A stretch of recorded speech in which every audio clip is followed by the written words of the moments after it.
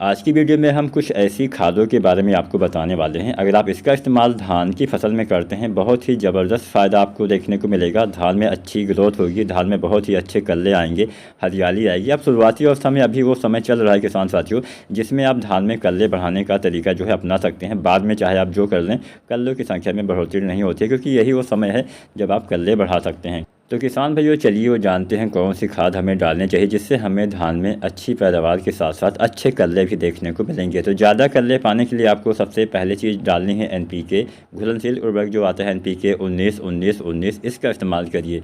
अब इसका इस्तेमाल कब करना है, ये काफ़ी ज़रूरी हो जाता है। अगर आप सही समय पर इस्तेमाल करेंगे तभी आपको बढ़िया लाभ मिलेगा। तो धान की फसल में NPK 19-19-19 औसतन समय लगभग 25 दिन तक आपको डाल देना चाहिए। अधिकतम आप 30 दिन तक डाल सकते हैं तो अच्छा लाभ मिलेगा। मतलब 25 से 30 दिन तक अगर आप NPK 19-19-19 अपने धान की फसल में डालते हैं तो इससे बहुत अच्छा लाभ मिलता है। पौधे में एक बूस्टिंग का काम करता है, आपके पौधे में विकास में तेज़ी लाता है, आपके पौधे में वानस्पतिक विकास तेज़ी से होती है, जड़ों का विकास तेज़ी से होता है, अच्छे कल्ले का फुटाव होता है। तो इसका इस्तेमाल आप अवश्य करिएगा। अब मान लीजिए बाई चांस आपको NPK 19-19-19 नहीं मिलता है, तो इसकी जगह पे आप NPK 20-20-20 का भी इस्तेमाल किसान भाई कर सकते हैं। मतलब ना मिले तो इसका इस्तेमाल कर दीजिएगा। अब यहाँ पे अगर हम मात्रा के बारे में जानें, कितनी मात्रा में आपको इस्तेमाल करना है, तो यहाँ पे जितने भी हम मात्रा बताएंगे वो प्रति एकड़ तक बताएंगे। मतलब 1 एकड़ खेत में इतनी मात्रा का इस्तेमाल आपको करना है। तो NPK 19-19-19 आपको डालना है 1 से लेकर 1.5 kg यानी 1 से 1.5 किलोग्राम प्रति एकड़ तक आपको इस्तेमाल करना चाहिए। तो पहला तो हमारा हो गया NPK 19-19-19। अब दूसरी चीज़ आपको डालनी है सागरिका। अब सागरिका किसान साथियों दो तरह से आती है, एक आती है दानेदार रूप में, एक आती है लिक्विड रूप में।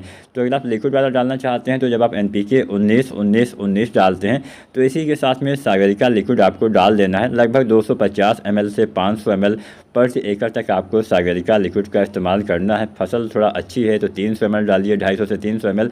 थोड़ा सा कमज़ोर है तो 300 से 400 ml, बहुत ज़्यादा कमज़ोर है 400 से 500 ml आप सागरिका लिक्विड का इस्तेमाल करिए। इसके साथ में 1 से 1.5 kg आप NPK 19-19-19 डालिए, बढ़िया लाभ आपको दिखाई दे जाएगा। अब NPK 1 kg आपको थोड़ा अच्छी वाली फसल में डालना है, और जो थोड़ा कमज़ोर फसल हो वहाँ पे आप 1.5 kg NPK डालिएगा। बहुत ज़्यादा कमज़ोर है तो आप चाहें तो अधिकतम 2 kg भी डाल सकते हैं, लेकिन मेरे हिसाब से 1-1.5 kg ही पर्याप्त रहता है। तो ये दो चीज़ें आपको डाल देनी है लगभग 25 दिन पे। सागरिका लिक्विड और NPK आप एक साथ प्रयोग कर सकते हैं। किसान साथियों, इसके साथ साथ आप चाहें तो सागरिका दानेदार भी डाल सकते हैं। अगर आप सागरिका दानेदार डालना चाहते हैं तो इसका इस्तेमाल रोपाई के समय ही आपको करना पड़ेगा। धान की रोपाई के समय या फिर रोपाई कर चुके हैं तो 1 सप्ताह 10 दिन, अधिकतम आप 10 दिन तक डाल दीजिए। अगर आपने 10 दिन तक सागरिका दानेदार नहीं डाला है तो आपको सागरिका दानेदार नहीं डालना चाहिए, आपको तब बाद में 25 दिन पे सागरिका लिक्विड का इस्तेमाल करना चाहिए। तो सागरिका दानेदार दो तरह से आता है, एक आता है सागरिका Z++, एक आता है सागरिका गोल्ड।